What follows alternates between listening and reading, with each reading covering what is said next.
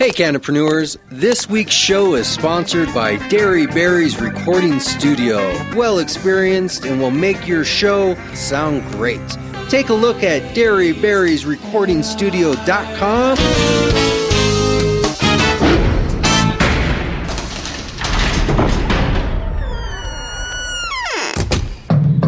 Open up, Colorado. It's 420. Time to grind and burn. This is not your son's stoner show.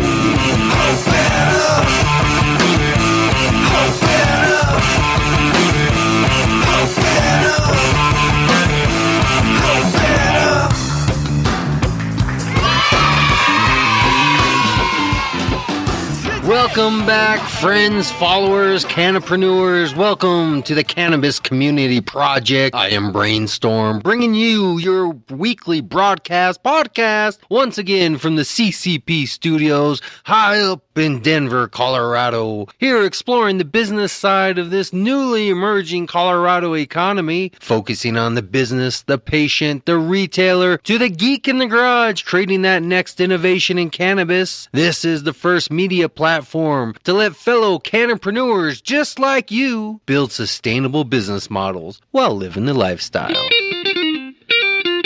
Prepare yourself to be educated, not just medicated this week. We sit down with the mad scientists to learn all about the making of fibers and papers from not just hemp products, but marijuana stock. That's right, I made a distinction there. Making fiber and paper out of marijuana stock, not hemp stocks. Are you confused yet? Well, you're going to learn all about it because we sat down with Adam, the mad scientist from his new company, 9 Fiber, to learn about how paper, fiber, and so many other products are made not just from hemp, but from the actual sativa plant itself and some of the other genus. As we learn, there's a whole variety of cannabis out there. It's not just all about smoking and joking. There's real industry and real business going on there. You know, real business. Just like Mike from 4 Strains last week, a real business, paying taxes, producing income, employing people. Yeah, you remember that episode, right? Well, before we move on to the mad scientist, let's step back to last week's short-term memory flashback to 4 Strains, talking with Mike Polk down there across from Mile High Stadium, learning about the updated version of memberships, smoking lounges, caregivers, head shops, growing mediums, and so much more. We had a full-packed episode last week, so if you didn't hear it, go back and take a listen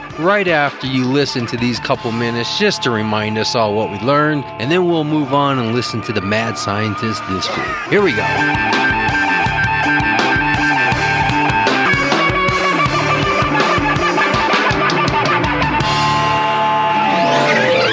Topic we're talking about today, or Maybe we could talk about a couple different topics. The fundamentals of being a business owner and running a business. We could talk a little bit about the lifestyle of how to balance being a business and personal life. Yeah, it's really tough sometimes, man. How's business? It's okay. Okay. Yeah, I mean... the doors are still open? Yeah. Are you still running the main promotion of buy $30 or more in the head shop and get a friendly gift? That also includes the hookah lounge as well. You can spend $30 on either side and you'll still receive the $3 gift. We're an adult establishment, so it's BYOB. Bring your own bud, bring your own booze.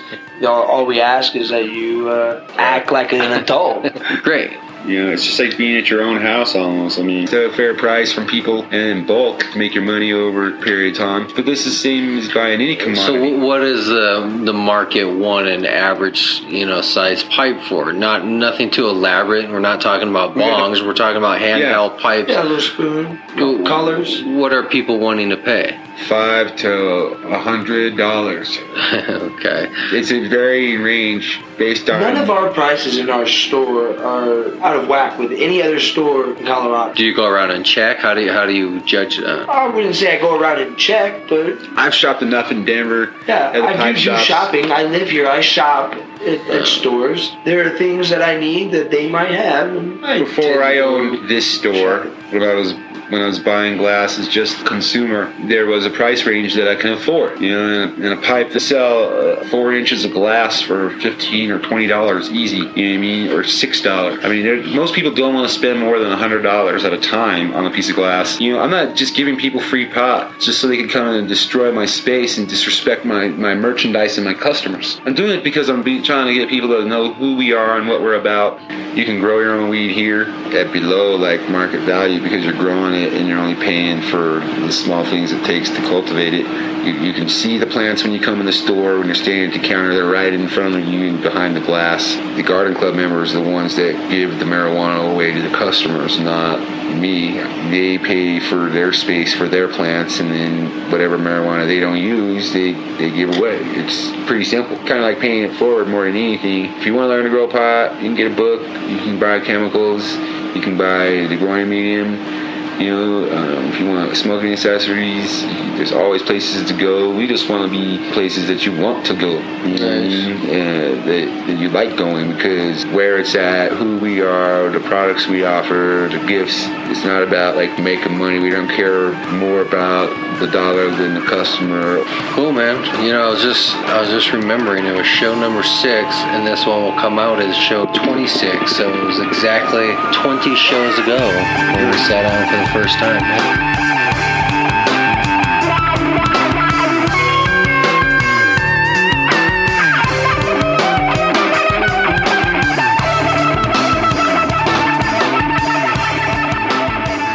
There you have it, Mike P from 4 Strains coming back for a second sit-down to tell us all about the new upgrades and the running operations of 4 Strains right across from Broncos Stadium. I know that's not the official name, but that's how I always think of it. But go down there, check them out. Tell them you heard them here on the Cannabis Community Project. Let them know, because we're a community. We're here to support each other. We're here to give each other support, ideas, and every bit of energy we can to make sure that our industry thrives. So if you liked what you heard and you think you have a similar story, maybe you have a business or a business idea, or just some thoughts in general that need to be spoken out and preached out to the community, contact me right here. I want to hear from you. I want to talk about these issues on air. I want people to be highly engaged in what's happening with growing, technology, innovation, food, legal issues, health issues, even the music scene. I want it all to be here because that's what a community is about. Yeah, we focus on business, but a community is more than just business. It's about people.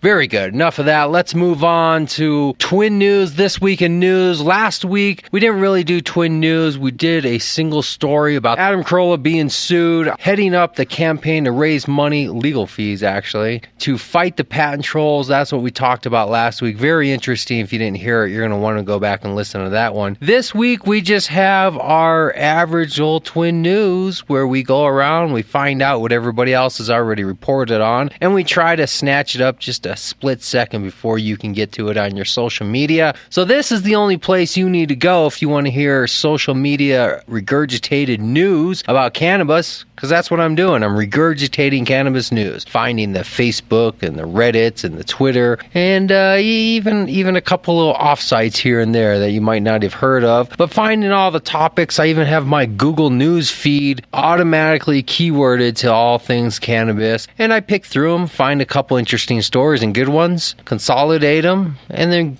deliver them back to you pretty much like I'm reporting it myself. We're short on time this week because we have a great interview with the mad scientist, so let's just quickly do a few stories and try to keep it under 5. Here we go. Twin News, This Week in News.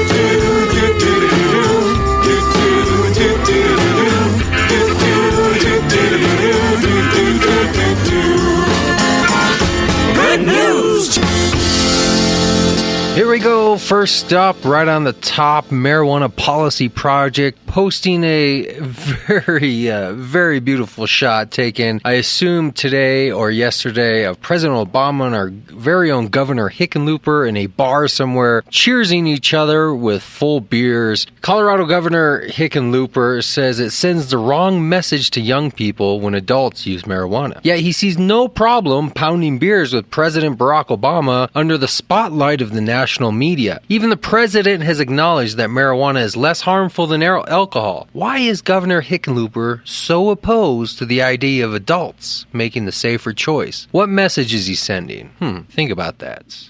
Hey, be careful what you post on YouTube. Here's a story posted by United Cannabis Workers sharing a link about a man getting busted for growing marijuana and posting it on YouTube. We've heard many stories of people posting Facebook, other social media, and of course, if you're going to do a video and you're going to show what there is to show and you're going to give all your identifying information, you're publicly showing what you're doing. Think about it, folks. All right? Don't be stoners all the time, just when it's time to be a stoner. You understand? Science versus the politics. Cannabis law reform clear. Posting politics of weed in New York and beyond as we gear up for our celebration of New York becoming yet another state to legalize medical marijuana as the new cure for both economics and health. It's now going to come down to science versus politics. And I would just like to say, for those of you who do not clearly understand the science, please stay out of the argument, even when you think you're trying to help. I was listening to somebody the other day, rather famous, who I support and love, but just very confused about the idea of how cannabis affects the body and how it works, what recreational and what medical are all about. And I find it personally offensive when people lump medical into recreational and then mock medical as if it's some type of disguise that we're really using to get to recreational. Make no mistake about it, medical led the way and paved the path for recreational, but these are two very different roads. Medical exists, and when you mock and make fun of people who are truly suffering, many dying, and finding relief in their choice of what they put in their body to make them feel better in their states of pain, to mock that and play it off as stoners just looking to get high is offensive. Not just offensive to the truly sick, but offensive to the rest of us who live in a society of halfway intelligent people that can figure out when something is harmful or not, and can also figure it out when something is truly helping others. And just because something is helping others doesn't mean it can't be fun to consume in a recreational way. And just because you're consuming it in a recreational way doesn't mean it's still not a medicine that's helping people. Don't forget that. Hey, customers are lining up for pot shops in Washington, another state, the second state to go full recreational. They followed us right on our heels with the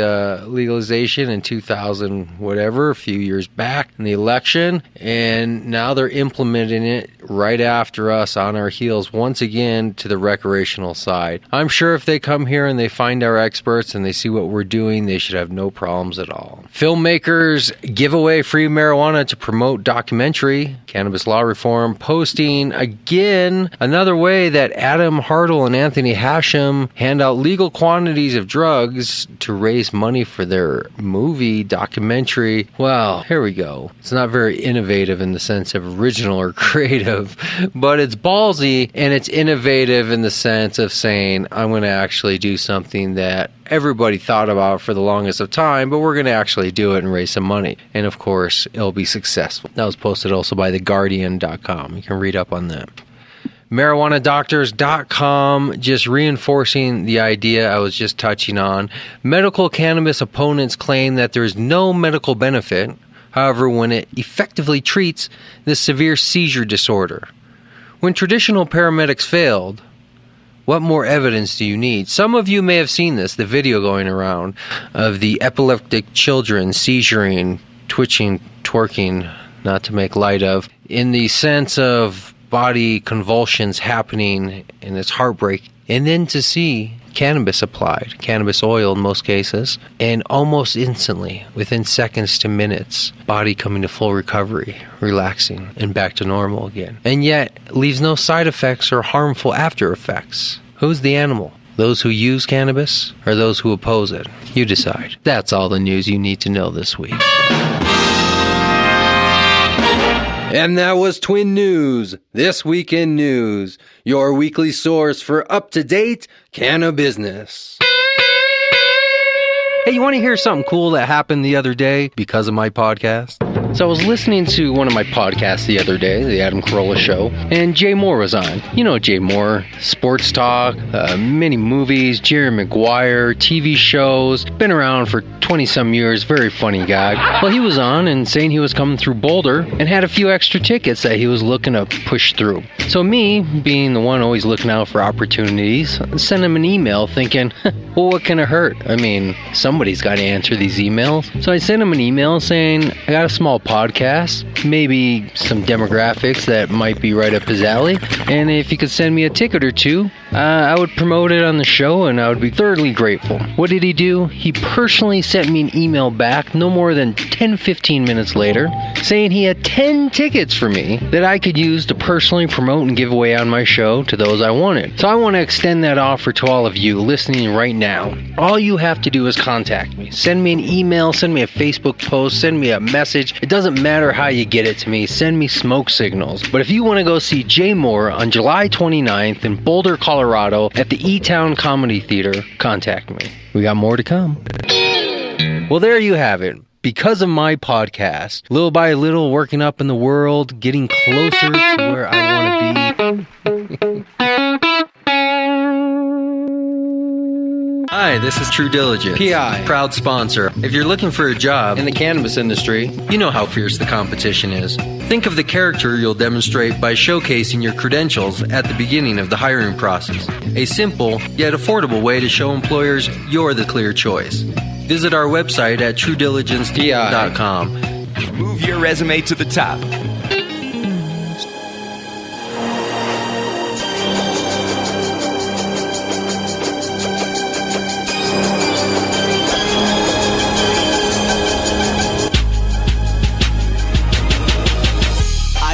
I belong in an asylum. These psychopathic tendencies tend to get the best of me. I've been exuberant since I was in the uterus, malignant like a tumorist, servicing hysterectomies. Scalpel please for surgery. I cut precise as I murder beats. Why act humanized while humans lie? I'd rather protrude your mind and crucify these crucial lies.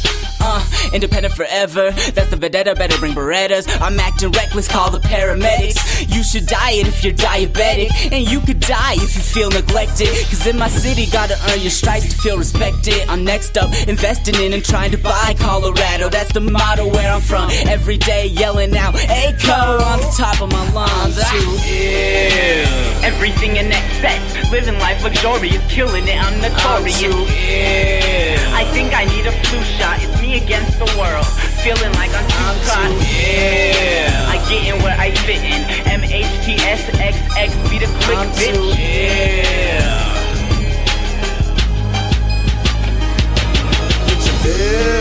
And I'm too authentic, and it may be cold, but my heart's all in it. Since the war on drugs began in the Richard Nixon administration, it's no secret that the DEA and the FDA mostly approve studies to prove the harms of cannabis and suppress pro-cannabis information. What is the ulterior motive? Follow the money. The money is generated by marijuana being illegal.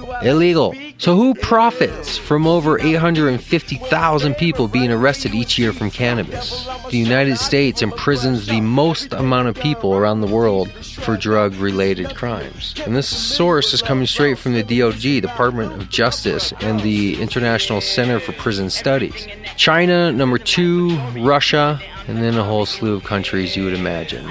We have all had our lives touched, one way or another, by the prohibition of drugs, and specifically the prohibition of cannabis. How would your life be different if you had been arrested for any time you had done something that might have been illegal, like consuming marijuana? Would your life be better off for being incarcerated in prison? And people say, well, how could it be profitable spending the millions of dollars on the courts and the police and so forth? Yeah, there's money being spent there. But that money comes from the public, taxes. And then private industry steps in and extracts money directly from those involved in the system. And because they're in the system, they can't complain. Who are you going to complain to? You're a convicted misdemeanor, a convicted felon, a convicted whatever for drug uses. Who are you going to complain to? Who's sympathetic to your story that you're being oppressed, suppressed, depressed? by the system, which is obsessed with drugs and the drugs you're consuming, but they don't really care about you or the drugs or society. It's a business. Care about the profit. So why the taxpayers pay for the courts and the police, and they all get employed and get their cuts. Budgets go up.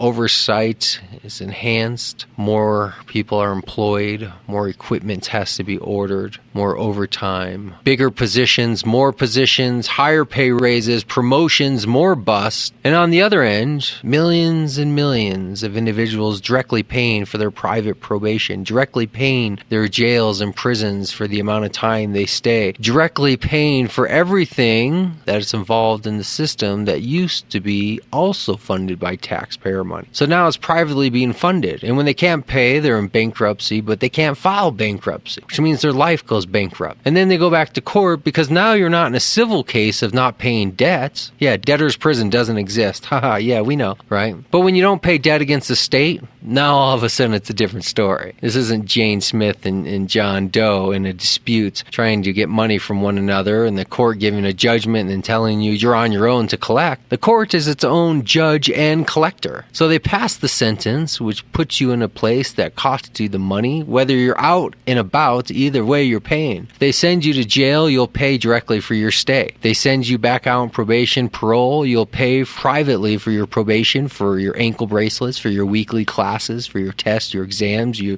UAs, your court fees. And then when you can't pay, they'll put you back in jail and they'll go back up. It's almost the equivalent of a teenager with a credit card. They just don't quite get it. And they get trapped in the world that never lets them out. And then you're in the system forever. But now, because you can't pay and it's a business, it gets to be written off as an expense or a loss and still recuperate at its cost. But you don't leave the system, so you're still in the system. So the system exponentially grows, which means budgets have to be expanded because prices have to go up, because more people have to be served, because the corporation, it's feeding itself like it was built and designed to do. This is why prisons should be fully tax funded, and we should feel the pain of every dollar being spent, which forces us to get involved and see what's going on. When the money is swept under the carpet and millions are racked up in jail cells as matrix-style money bags, meat bags that are being extracted money not from the individual but from the existence of the individual, because the individual can't pay. We already established they're poor. That's how they got in jail in the first place. They didn't have enough money to afford legal representation, which would have surely most likely got them free. So now, because you're trapped in the system and you're locked in the system, you can't get out of the system and you're forever in there, your existence is what makes money. So it's one private organization asking the state of taxpayers to pay them to serve, to support this individual that can't pay for themselves, but he's really stuck with the bill to pay for himself, and that is what locks him into slavery, because he can never get out of his debt, he can never get out of the prison, so he's eternally locked into the system. So he stays inside and he works for 50 cents a day, pounding out whatever telemarketing or minimum wage job has been offshored, insured, incarcerated to our slavery population of prisoners. Or you work on the outside and you can't get a job beyond barely minimum wage, if even that. Either or, you're a slave. That is the result of the war on drugs. That's what we're fighting against. That's what it means when you casually pass over cannabis for weed and stoners and potheads and those who are looking just to puff, pass, and get high. That's the offense of the weight of the world that you bring on this issue with such comments. That's what we're talking about with the mad scientist whose life was affected. And by the way, we did the interview back down at Four Strains Smoking Lounge, Hookah Lounge. And if you remember, Mike also, whose life was affected and career and life directed. My life and how I got to this point was touched by that. And I bet yours was too if you're listening to this, or you know somebody very close who's was. So remember, this isn't just a battle to get high. This is the highest battle of highest crimes, of highest morals, fighting to the top of the food chain in both intelligence and morality. Living life luxurious, killing it, I'm notorious. I think I need a flu shot, it's me against the world. Feeling like I'm too hot. I get in where I fit in. MHTSXX, be the click, bitch. That's the fiber there. I didn't bring any of it with me, but yeah. Cotton balls. That's the basis of everything, right? I guess. I mean, do you take that? I don't know much about textile. You take that cotton off the plant, right? And that becomes your shirt. Right. So if you can get this, you can get everything. I'm going to have thread in a few days. So you want to tell us who you are? Like, we know you're mad scientist. Mad scientist is what I go by. We go by first name Adam.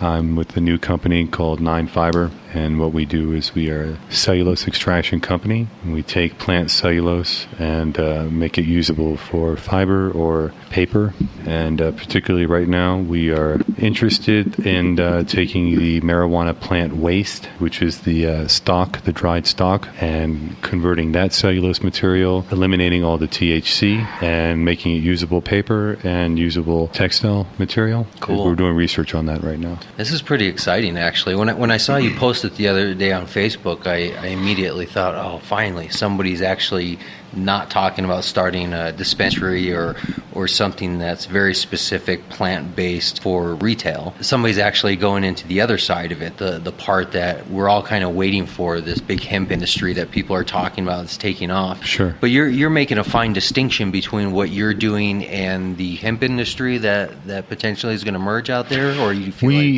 we want to take advantage of an abundance of cellulose waste. We have the technology and the capability of taking this, which is considered to be trash in the industry, and I'll explain why, the difference between the marijuana stock and the hemp stock. And we're taking this trash and recycling out the THC and making it usable paper. Let's just say for right now paper, because we haven't perfected the thread yet. Mm-hmm. But in the process of perfecting the thread, we're making many grades of very, very high quality vintage paper and prototypes of what could be used for industrial toilet paper or tissue. Now we're going to have to step back a few steps, because there's already a couple things we just touched on that I'm already confused on, and I'm sure other people are. You're saying specifically cellulose waste, so we're going to have to explain what that means. Okay. And then maybe help us understand what the traditional or current process of making paper is, so Sure. people can kind of understand when it comes to threads and textiles and paper, what's currently being done and how it's being used, so we can understand where the cellulose waste comes in. So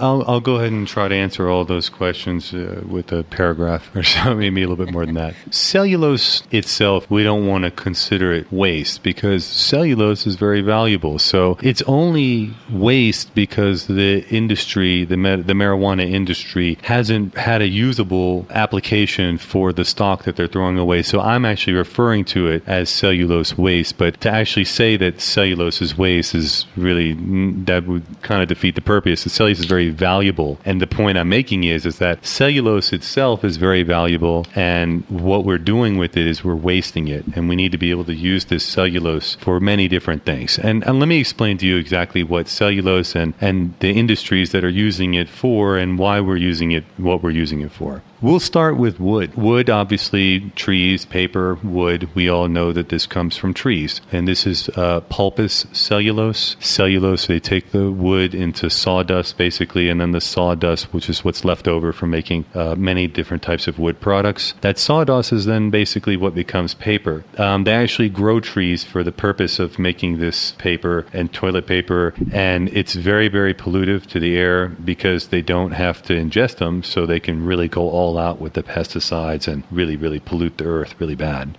It's an industry, of course. The paper industry pays from the chemical companies to get the chemicals. They're all oil people. So they take the wood and they make products from what you may see in your ice cream, cellulose or lipstick or anything like that. All this is cellulose. They void it of any characteristics of where it came from, and on a microscopic level, it's just cellulose. So it can come from many different areas. For cotton, there's cotton cellulose, of course. It's basically degraded to the point where it's liquid. So that's one type of cellulose would be if it's in liquid form. And there's also fibrous cellulose, which we know for cotton or flax, or what hemp is what they make clothes with. And these are the strings of fiber that are on the green part that surrounds the outside of the plant versus the inside of the plant. Anybody's ever cut a rose knows that the inside's kind of like a corky, hollow type thing, and mushy kind of mushy, yeah. and that's known as the herd, and the marijuana or the cannabis plant, and I'll get into that too. The cannabis plant has a herd and has the outer layer, which is the fiber or the bast, what they call it. Okay. And when it comes to cotton, the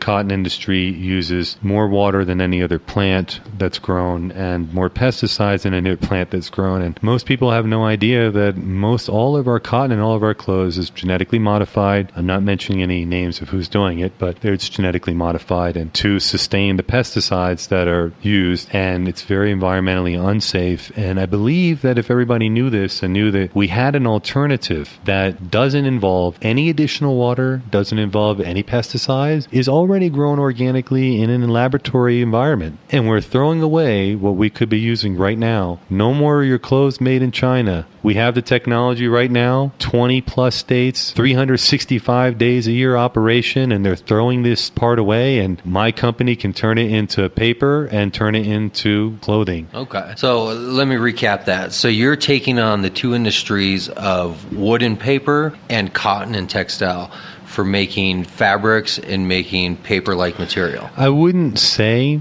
that we're taking on anybody. I think what we're doing is we're offering the world an alternative to what is happening right now. You know, it's not my choice. I'm one person on this planet as everybody else is. So it's not my choice to say, if you want to support that we grow and chop down trees at whatever cost it takes so we can continue to dispose of paper, write on it, throw it away, or use it as toilet paper, or blow our noses in it and throw it away, and just grow another tree and pollute the air by growing it because of all the chemicals involved, or just take trees that exist, for hundreds of years, and we'll cut those down and just keep blowing our noses or whatever. But we need those to breathe, and if we don't stop and take a serious look at what's going on with the environment, it's going to be too late. And it's not about writing down paper or using toilet paper that is on the market right now, but it doesn't even make sense. Why even grow a tree to use it for paper? It's actually has one of the poorest cellulose contents, and that's what it's based on, to make this product with. The only reason is because there was an abundance of trees, an abundance of people who needed jobs, an abundance of machines to cut the trees, an abundance of people who had the oil to process the chemicals, to bleach the stuff, and so forth, and they created an industry. Hundreds of years later, we look back, and we need that air. Economics, you're saying that's just pure economics. Economics, but now we look back at it and see the environmental disaster that it's caused, and it's too late.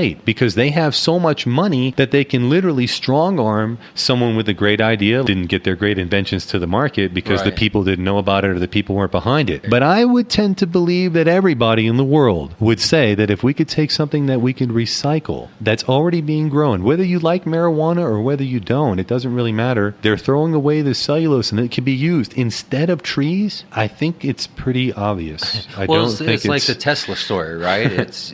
We now know in retrospect that there was better technology, better ideas that we existed. shouldn't be paying for electricity, people. Everybody who knows who Nikolai Tesla is, this is exactly the same thing. Speaking of, a little off track, but did you see the news report about Russia? They discovered in the woods out of Moscow a Tesla tower they're planning on bringing back to life. And I want the people to really understand that everybody who hears this and everyone who hears this can share it to their friends and let them know. If you're tired of having to spend your tax dollars for politicians that keep coming up with these bullshit reasons on how we have to pay for environmental protection agencies that really aren't doing anything, and we all know it after BP and all the other crap that's going on in the world, and you want an alternative, it's time to stand up. Right now, you can make a difference. Right. I agree. And I like the angle. It seems like your company and your idea is very strongly economically, socially, and politically based rather than just purely, here's a business that can make some money. It almost brings us back to the class, the social entrepreneurship class of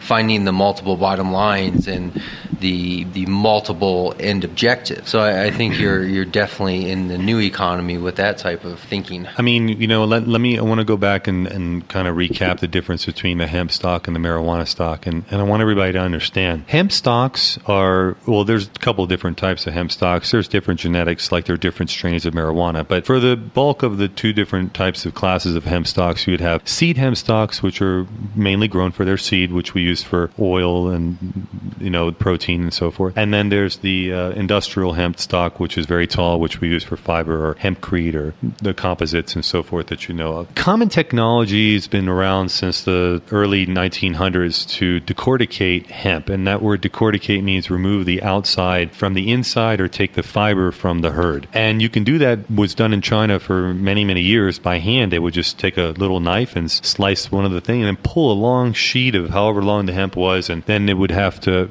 soak in water. And it's a little bit of a process, but it gave us some very, very strong, high quality fibers that we all know were used in World War II, hemp for victory. If you didn't know it, we had a big campaign, and all of our military's clothes and robes and all that was made of hemp. And it was very environmental, and it was very strong. And a lot of people don't know that the first Levi's jeans were made of hemp. They were made of the hemp sails, actually, from the Navy. So, the hemp has a really long history. And so you wonder why hemp hasn't been used. It's not very difficult. It's very simple. It's very economical. It's very ecological. It's because of these other companies. It's because of these other industries. They have power. And the power, they don't want competition. And hemp was made illegal as long as marijuana for all the same reasons. Marijuana would affect the pharmaceutical industry, and hemp would affect the paper and the textile industry. And, well, guess what? Hemp seeds also could be used for nutrition, and they could also be used for fuel. So with this one plant, all these other people that are raping the environment, polluting the air, stealing money from you, and we aren't doing anything about it, and now we have a chance to. We can actually do something about it.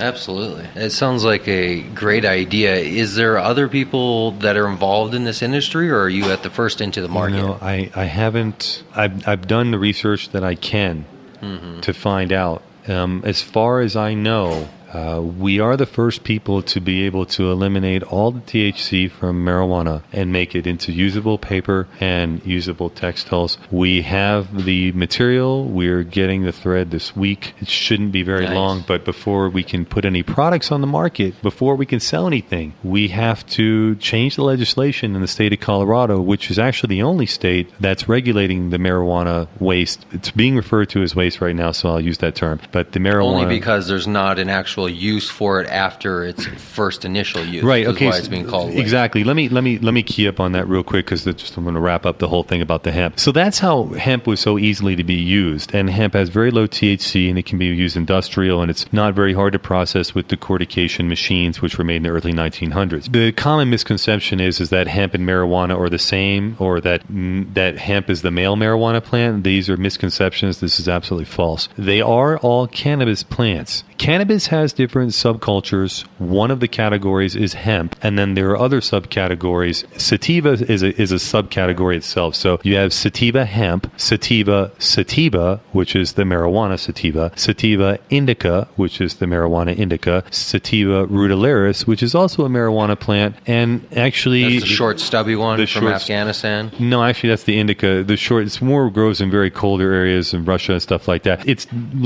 more like a swag marijuana. It doesn't really have a lot of high THC, but it does have more THC than hemp. And they're probably going to be reclassifying Kush as a separate category also. But for right now, there's 3 genealogies of marijuana, 4 genealogies of cannabis, 3 of them being marijuana, 1 of them being hemp. I mean, alcohol, beer even has its relationship to cannabis. Hops, right? The hops comes from the cannabis family. For non-beer makers out there, it's the thing that makes your beer, I guess, more. It takes the sweetness away and it balances out the flavor of the beer. It's a certain process of brewing. So even beer drinkers are connected to cannabis. Right. Cannabis. A lot of people don't know this. It goes back to religious. I mean, this is one of the first. Hemp was one of the first clothings we'd use. And let me clarify why there's no marijuana clothing or no marijuana paper. Marijuana is grown. It has a lot of they call internodes, or what you would call branches, let's say. And the branches, they start to grow when the marijuana cutting or the seed grows into the clone size, whether it's from seed or whether it's from a cutting. So you start to see these branches off, and these branches in the vegetation state determine the size and the diameter of the stalk and the size of the plant, and whether it's sativa will grow taller, and a little bit the leaves are the thinner, and these are what they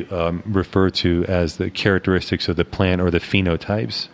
And these phenotypes, they define the structure of the growing and of the plant and all of it, and everything from the ratio of the cannabinoids and the THC, CBD ratios and all the other things that are in marijuana to even the structure of the fiber. And the difference between marijuana and hemp is, I would say that hemp is known as the bast fiber, which is the plant that you can extract its fiber for the stringy fiber. This is the tall stalk, the tall thin stalk that can be grown in close clumps together. Sure, and you can take those tall stalks that don't really have branches until the very tip of them, and they can be used. The stringy fibers that are in that outer part can be used for clothing or paper. Marijuana with its branches, you can't put it through a machine. I've looked for because it'll get clogged up. It takes the branches and it rips them, and it rips the pieces to shreds, so that you end up getting a herd or the core in parts that would be chipped off like wood attached to the fiber.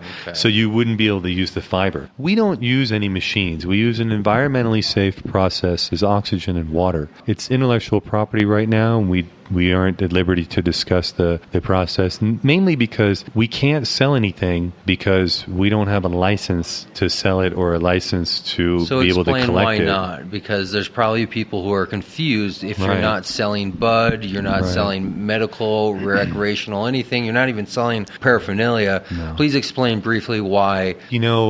Colorado is the innovator when it comes to the regulations with the seed to sale, and I got to commend them. They've done really well. I was from California before, and I was a grower over there, and California I thought was going to be the first to do this, but they weren't. Colorado was, and I think that Colorado came quickly with a way to dispose of this waste, and that's really commendable, because we really do have to consider that this has to be keeping out of the dumpsters, and it has to be keeping away from the public to be able to use this in a way to possibly extract some of the THC that's on the outer layer. And those regulations were put in play very well to regulate a policy that when the dispensaries are finished with their trimming the marijuana off the stalk, that stalk then has to be disposed of by one of the approved methods from the Marijuana Enforcement Division. The Marijuana Enforcement Division basically interprets the legislation that's been passed down by, the people, which obviously have the lawmakers write the laws. They're interpreting the regulation of the law. And the regulation states that this is waste, and because they haven't found a way to really use it other than composting it. And there is another way. I have another way, and you can get on my website and you can support us. We're www.fiber.com, and send us messages and like us on Facebook and start spreading this to everybody you know, so we can get legislation which would regulate the marijuana stock because it has THC, and not make exceptions to the disposing of it without regards to the fact that it has THC. And just to hit that point, so people know specifically what they're in support of, what they're supporting is for the aftermath matter of an already used plant. Right, a recycling method. To just continue to be used for another purpose instead of being disposed as trash. It's just to allow that quote-unquote waste to be used into another product. Yes. Neither of which have any psychoactive compounds to them of the marijuana, which we're thinking of, which was the distinction you were making, that hemp exists on its own, male and female. The with smokable very low THC. And the smokable product of flower exists male and female also. Right. So when people talk about not having males next to females, they're not talking about having hemp next to marijuana. They're talking about just the male and female of their own species. Of their own species, right? Male hemp plants have very low THC. Female hemp plants have low THC. That seems to be one of the deciphering factors, is the labeled psychoactive tetrahydrocannabinol. Right. And what we do is we recycle out the tetrahydrocannabinol, which then makes the stock which they're throwing away usable just as hemp. And you do this by proprietary process. It's a proprietary process. It's environmentally safe. And no chemicals, toxins. No chemicals or toxins at all. Harm to person or earth. No. The byproduct is oxygen, which is good for the environment, and water, which is good for our waste supply. It can be used on any fiber. We can do this on cotton right now. But we're choosing to specifically apply this technology to recycle. And by the way, I just want you to understand, hemp is already known as the most superior organic fiber on the earth. The problem is that the cotton industry has so much money that they suppress the production of hemp. But we have far more abundant supply of cellulose that's identical to hemp in a lot of aspects, actually superior because of it being grown in conditions laboratory-like or with all the nutrients to make the THC superior. So we have actually superior fiber, and because of the law of Colorado, we have to throw this superior fiber, the most superior fiber, we have to throw it away by law. And I'm asking you to call your senators, call your congressmen, call your best friends, and tell them to do the same thing too. And let everybody know, Colorado can be the first state and the first place in the world where we can take marijuana stalks that are dried and they're throwing them away, and you can wear it soon, and you can use it as paper very soon. They changed the regulations. I can start selling it. Until they do, we're in the research and development stage. We're accepting donations. Your donations would be helping us to secure legal and everything else that we need to be able to make this a reality. How are you accepting donations? Are you doing a crowdfunding site, just through the website? Right now, we're trying to have an initial buzz. Remember, we're speaking because this just happened. Okay. So everybody knows that.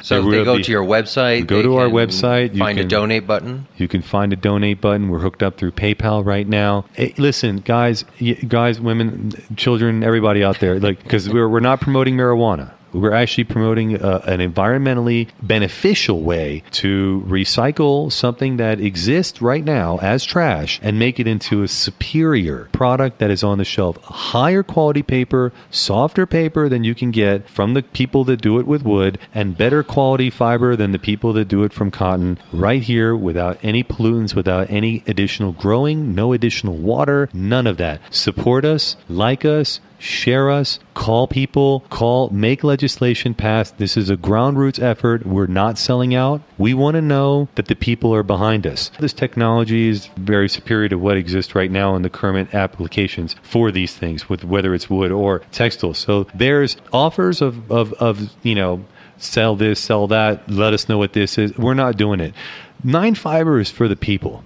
We exist for you.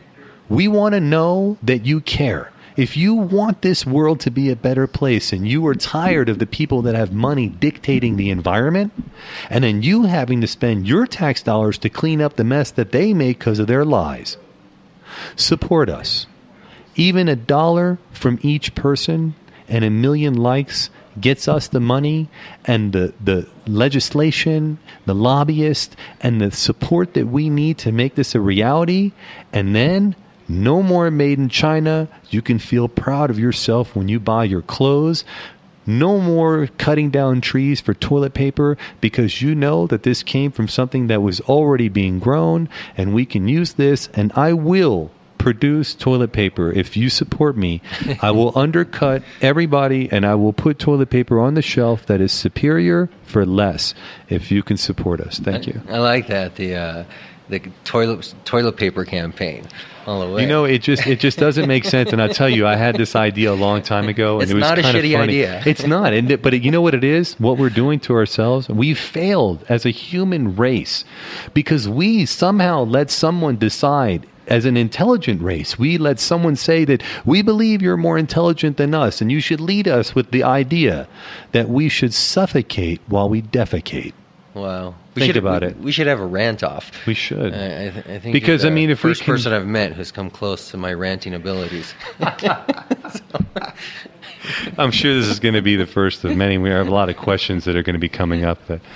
Who inspired you for this idea? Are you the sole inspirator? Yeah, I would really like to say that, but I think that I would really have to say that Bob Marley Really? Bob Marley inspired me for this, and I think that everybody should take some time. I have nothing against the music that plays today. I listen to it also. But I think everyone should take a little bit of time in their day, not just hear the music, but listen to what he's saying. Because people, we can do something about our planet. We can take the responsibility. And, it's not just a dream. If it was your dream, it's a reality now. We can do this together. Very good. You're the second person in 2 weeks on the show who's referenced Bob Marley as one of their inspirations and models for how they're conducting their life dreams.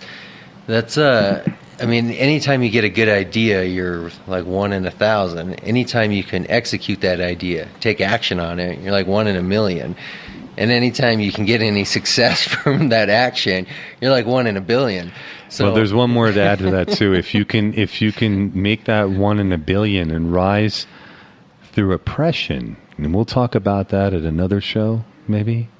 Your oppression? My oppression and how I got to even be in Colorado. How that contributed to this kind of business idea, or just your overall path in life and your aspirations? I think my path in life, how I got here, and what led me to really believe in. Well, when you say oppression, that implies a systematic or large scale something against you. That's right. Were you oppressed by the government, by the man? What was the system? It's anybody who can. I would say the word oppression would have to be anybody who can overcome or triumph through something that was holding them back. I will say that I have been a product, not victim, of the failed policy on marijuana prohibition. And you were the victim of, or the product of? I don't believe in the word victim. Okay. So I can say that I was a contributing member to the failed approach to marijuana prohibition. Only marijuana prohibition. So. Yeah, you had some legal troubles. So, yeah, and it's quite an interesting story because I can sit here and tell you from one aspect of it, but I really believe that in this industry that we helping really come to light what this industry stands for. There's a side of this. The victims are people, their houses, lives, financials being thrown apart and being put in incarcerated systems, which thrive off of their existence and being there, and they don't belong there. People should not be incarcerated for the possession of a plant. Well, I think there is some strong backlash to the private prison industry. Lately, there's more and more kind of a global consciousness and in news and media coming about because the private prison industry is one and the same as, or it's very much connected to the war on drugs. It is, and I can firsthand tell you from myself being in a private prison in Colorado that it definitely does. Because of some type of drug infraction. Probably, I assume, with possession of marijuana. Okay, just that. So there's nothing else Nothing attached else. to it. So no violence. No violence. No weapon. No money. No money. No money. And no. Traveling with a travel amount. This is still a crime. It's still a crime. So you can have a prescription for morphine and be in whatever Vicodin from the pharmacy. Even Marinol, which is a Schedule 3 drug, synthetic THC. Schedule 3 synthetic THC. Real THC for marijuana, Schedule 1. This is ludicrous. So this is the hypocrisy in the pharmaceutical companies. Well, I think that in itself is the proof, as they say, the proof in the pudding, whatever that means. But I think that's the proof because the system is that a doctor from the system, accredited by the system, trained and educated by the system, can give you drugs. But anyone outside of that system makes it a crime. So I think that qualifies for the oppression that let's throwing out there. Absolutely. And let's go even one step further. I want to key up on one major hypocrisy that I don't know why, but the medicine itself is being suppressed, and the knowledge about the benefits of the medicine are being suppressed itself. For example, it's okay for the pharmaceutical companies to synthetically in a laboratory make the drug that they claim is a psychoactive drug. but they can make it and they can sell it to you by prescription, Schedule 3. It's actually less controlled than morphine or oxycodone. And you can get that and travel all over the country because technically, if it's a prescription drug, that means THC has a medicinal value. Do you think it's pure, just cold-hearted economics, or do you think there's this more sinister? It's sinister and it's economics because of two things. They admitted and they made it into a drug that THC has a medical value, but at the same time, the federal government and the DEA schedules marijuana as a Schedule 1 drug, saying it has no medical value. So what has no medical value? The THC? The THC, as they say, has no medical value. Well, if that's true, then how can you make it into a prescription pharmaceutical drug that's Schedule 3 and claim it has a medical value? Okay, first off, they messed up altogether. The medical value is from the CBD, not the THC, which is actually CBD is legal in every state. So you can get a CBD vapor pen made of hemp or whatever from some companies, but you can't use THC. Do you think that was ignorance at the time of writing the law, ignorance of lawmakers not being truly educated about? No. They've known the studies for a long time. It really has to do with the exact same thing that we're asking you to support us for. Medical marijuana finally got overturned in California in 1996 because the people knew that it worked and they were tired of listening to the lies of the people that had the money telling everyone that medicine has to come from their chemicals, which end up killing you and giving you side effects. And you've all seen the commercials on TV. You take a drug for one thing, it's got 20 side effects that you're supposed to live with. Look, if you can grow your own medicine in your own home, you don't need some quack with a code telling you to take some stuff that's going to fry your liver or your kidneys, why wouldn't you? They know that we're tired of it and we're fed up with it. If you're fed up with that, I'm sure you're fed up with the people polluting the air. I'm sure you're fed up with all these other big corporations. Then we can have one finally for the people, by the people, supported by the people. And if you support me, I will never sell out. You get very impassioned in this. Do you consider your company to be a social activist company in addition to developing and innovating and eventually selling product? At the moment, we really can't even make any more claims other than research and development because of the legislation. I myself, as an individual, can say that I am very passionate about everything that I speak about. So I guess right now you're more of a activist company than a retail company. No, our company is a research and development company. Okay. I, as an individual, am an activist. I happen to be a part of the company. How long have you been active in the sense? Are you I would since say birth or? I would have to say that I always felt that it was wrong that some person who was no bigger than me from the moment of conception had the right to tell me that something I was doing that didn't harm anybody could put me in prison. What age did you start smoking or using in I some form? tried marijuana for the first time at 13, as a lot of pretty much average, kids do. yeah. And I didn't use it again.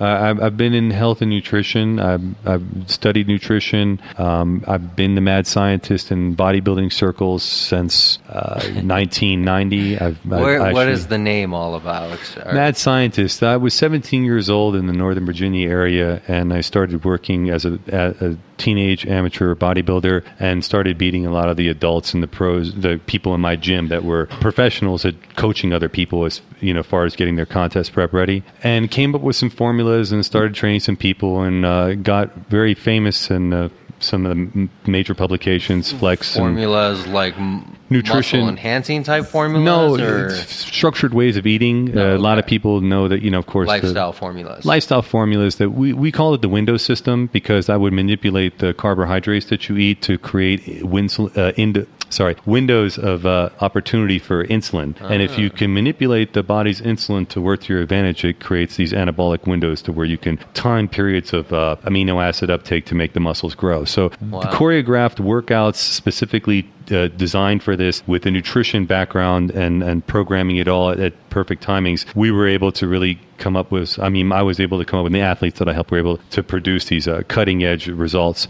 7 people from my area turned pro. No one in my area had turned pro before that, so this was kind of, they wanted to know what was going on. It was very interesting and a lot of fun for a while. I always loved the human body, and one of the reasons why I got into botany or horticulturalism was because of the relationship that we have with plants. And one thing that a lot of people don't know, but marijuana and the human body have a very symbiotic relationship. trip, all the way to our heat signature. If you look at a big field of marijuana plants under, like with the helicopters, they see the heat signature, what looks like a lot of people at a concert. Wow. So we the have plants themselves are just the marijuana plant and us. energy. We have the same heat signatures. Yeah, Wow. that's something wild.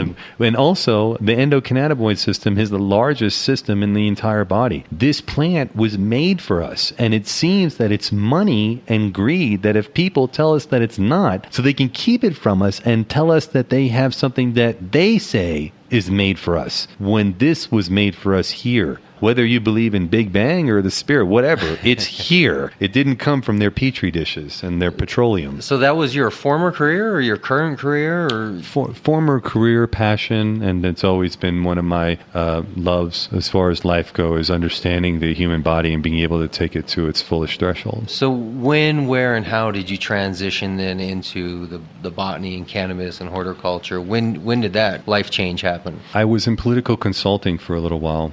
Okay. And I did quite a few things with Indian Gaming and a major political consultant that I worked for. I don't want to mention his name. Okay.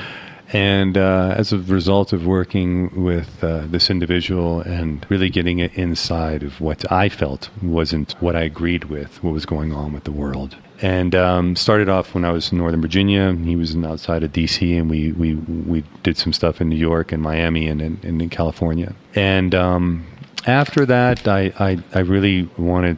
I suffered the loss of my stepfather, suffered the loss of my grandmother, suffered the loss of a close friend of mine, and really started to decide in my life I kind of wanted to understand more about my relationship with the earth and my own existence. And it seems like when your energy is in a way, it finds the people that are like-minded. Like, for example, we've known each other for a long time. We've known each other. We've been friends for a long time, but we've had our own path. And it was destined that we would link up again because our paths were, aligned. I had to go do my thing. You did your thing, and we came together. Believer in the whole destiny and future is, and you're just following the path that's there for you, and it was meant to be kind of thing.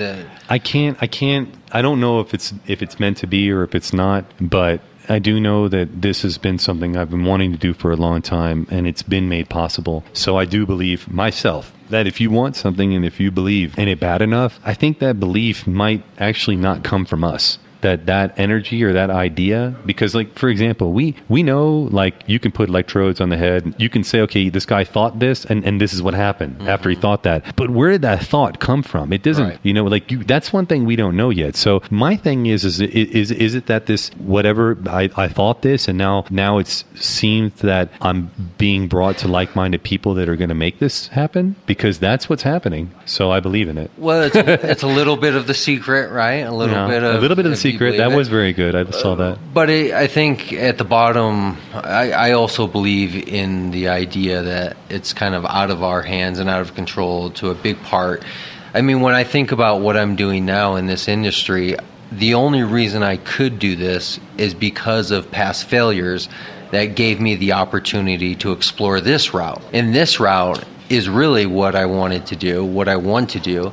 Wasn't quite sure how to do it until extreme forces made me do it, like failures and past opportunities being blocked and jobs being lost, which finally allowed me to say, well, yeah, maybe I'll just start a podcast about that. It's funny you say that too, because again, we can talk about this, but I was incarcerated in 2008 here in Denver, Colorado for possession of marijuana. And when I was released, I wanted to be in the industry, and I couldn't, because Colorado has it regulated that if you're in the marijuana industry, if you're selling, I guess, marijuana, THC marijuana, the psychoactive part, the part that's controlled, then you have to follow under the regulations, and those regulations are you can never have been convicted of a felony conviction. So as I was meeting people in the industry and trying to find work, which again doesn't make any sense why you would take a man for possession of a plant and make it so he can't get a job, make it so he can't get an apartment, ruin his life, and then say you're on your own. This is what leads to the decay of moral fiber in society, and people believing that police are not here to protect us, and these laws are made for the benefit of corporations and not individuals. Well, it's that vicious cycle, right? Of you don't want to give a man a job because he's a criminal. Well, if you don't give him a job, then he's going to go back to being a criminal. Which is, again, why we said it, and you said this is what you wanted to do, and this is what I wanted to do, so I have to create my own job. Right. You said I thought so far outside the box that there's no rules to the box that I'm in. Yeah. That's what the industry needs to be. I mean, whether we're talking about cannabis or hemp or whatever, I think a change in culture and attitude needs to be just that people need to start empowering themselves to say, I don't need to go find a job. I need to decide what job I'm going to create. Yeah. And then go out there and build that job. I am job. Exactly, right? And you put a little chip in you, and you know, whatever the future may bring.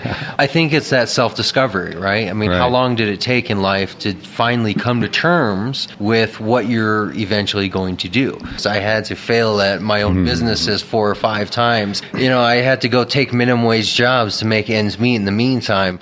I had to do all those setbacks and failures so life could force me into doing something that I wanted to do, but couldn't quite get it together to figure it out. And you know, I have to say this, and a lot of people really don't realize this. You know, there's different types of people in the world, and I'm you know, everybody has his own purpose. Personalities is great. You know, I love them all. As far as getting the chance to be able to do what I wanted to do, what I'm coming to do right now, I'm gonna have to thank prison for that, and it's really hard. It's really hard to say that. It really is hard to say something like that. But there's a type of personality that's gonna take the best at whatever they're in. If I can't change the world, then my mind might be able to. And then one day when I get out, I want to make it happen. And I believe that we're at that point right now where we can really say, you know, we really can change the world. And we want to know that the people are behind us, not just for the highest quality fiber or the highest quality paper. That it is, I can assure you of that. But it's also because of what we can do as a human race. I mean, the product is there to make ends meet and pay the bills and provide the people with a tangible good that they can claim to be part of the community,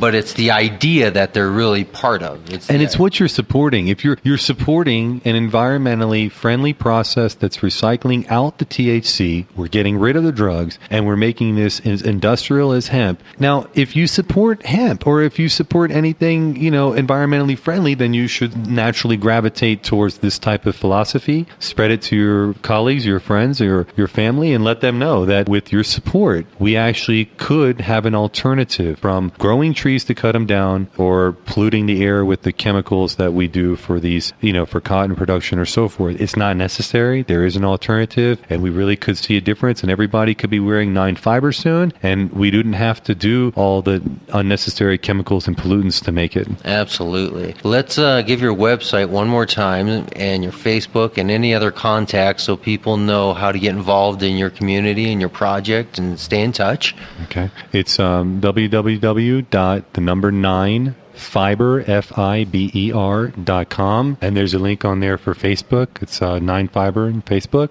And like we said, we're asking for everybody to reach in and support us. $1 and a share, you know, it really makes a big difference. You know, a cup of coffee, just spare 1 cup of coffee a month and support us. It's not only for the environment, but it's an alternative, and it's something that's sustainable that humanity can benefit from, and we can stop acting in a way that's destructive and start acting in a way that is productive. There's jobs that we can bring to America. China doesn't have to own the textile industry for the world. The United States used to be the leaders. There are over 1,200 shut down factories in North Carolina. There's enough supply that we can bring all this back to the United States.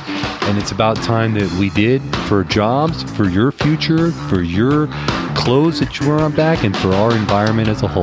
Very good. All right, man. I think we got it. I think we got it.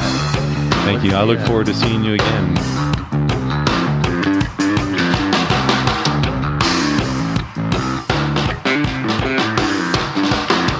Thanks for listening to this week's show. Make sure to come back next week. We're going to have more guests lined up, speaking with dispensary owners, growers, business owners. Make sure to follow us on all of the social media, Facebook, Kush Common, Google+. You can listen to our shows live from the website or your preferred listening platform. Find us on iTunes, Stitcher, SoundCloud, Spreaker, even YouTube, all under the same name, CannabisCommunityProject.com. We'll see you next week.